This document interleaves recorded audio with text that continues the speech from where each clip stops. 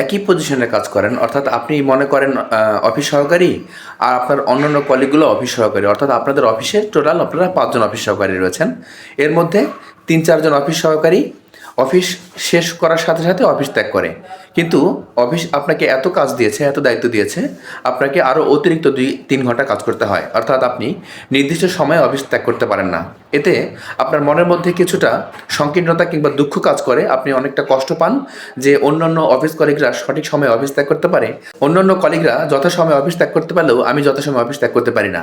এটা নিয়ে দুঃখ পাবেন না। আসলে কি জানেন, আপনি এরকম কোনো দুঃখ পেয়ে থাকলে আপনার নসিবকে আপনি বিশ্বাস করুন। স্রষ্টা আপনাকে যেভাবে রিজিক লিখে রেখেছে, স্রষ্টা আপনাকে যেভাবে ইভ্যালুয়েশন করছে, দেখুন আপনার হাতের 5 আঙ্গুল কিন্তু সমান না। আপনার নিজের হাতের 5টা আঙ্গুল যেহেতু সমান না, সুতরাং সবার নসিব, সবার জীবন ধারণের পদ্ধতিও একরকম হবে না। যদিও অফিস টাইম 9টা থেকে 5টা এটা আমরা গণ্য করে থাকি, কিন্তু দায়িত্ব বন্টন কিংবা এক একজনের যেহেতু এক এক রকম কাজ করতে হয়, সুতরাং কারো কারো এখানে অফিস সময় একটু অতিরিক্ত পরিশ্রম করতে হতেই পারে। সুতরাং আপনারা যারা নির্দিষ্ট সময়ের অতিরিক্ত কাজ করেন, তাদের জন্য এতটুকু সান্ত্বনা রইল যে যারা বেশি কাজ করে তাদের কিন্তু কাজের অভাব হয় না।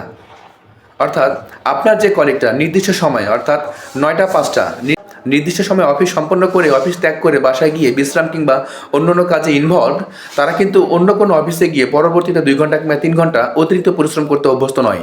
ফলে তারা বাধাগ্রস্ত হবে জীবনের প্রতিটি পর্যায়ে। আর আপনারা যারা নির্দিষ্ট সময়ের অতিরিক্ত কাজ করে অভ্যস্ত, অর্থাৎ অতিরিক্ত কাজ করে আপনারা অভ্যস্ত, আপনারা যদি কোনো কারণবশত অফিস সুইচ করতে হয়, তাহলে পরিবর্তিত পরিস্থিতিতেও আপনারা মোকাবেলা করতে সক্ষম হবেন, কারণ আপনার মধ্যে সেই স্ট্রেংথটা আছে, আপনাদের মধ্যে সেই অতিরিক্ত কাজ করার ক্যাপাবিলিটি আছে, অ্যাবিলিটি আছে। বিষয়টি বুঝবার জন্য ধন্যবাদ। আসসালামু আলাইকুম।